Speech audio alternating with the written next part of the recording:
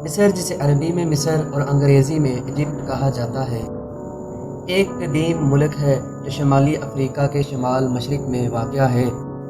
مصر کی سرحدیں مشرق میں بحیرہ احمر، مغرب میں لیبیا، جنوب میں سوڈان اور شمال میں بحیرہ روم سے ملتی ہیں۔ اس کا دارالحکومت قاہرہ ہے، جو عرب دنیا کا سب سے بڑا شہر بھی ہے۔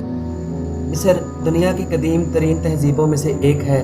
دریائے نیل کے کنارے واقع یہ ملک ہزاروں سال سے انسانی تہذیب، علم، فن اور ثقافت کا مرکز رہا ہے۔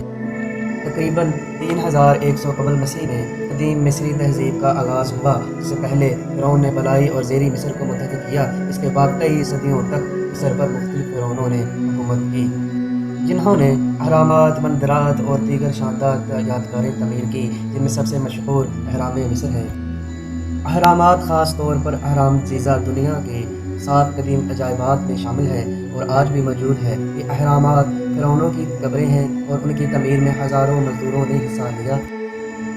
ان کے علاوہ ابو سمبل، لکسور اور کرنک جیسے تاریخی مقامات بھی دنیا بھر سے سیاحوں کو اپنی طرف متوجہ کرتے ہیں۔ مصر کی سرکاری زبان عربی ہے اور کرنسی مصری پاؤنڈ (AGP) ہے۔ یہاں کی آبادی 10 کروڑ سے زائد ہے، جن میں اکثریت مسلمان ہیں، جبکہ کچھ عیسائی اقلیت بھی موجود ہیں جنہیں قبطی کہا جاتا ہے۔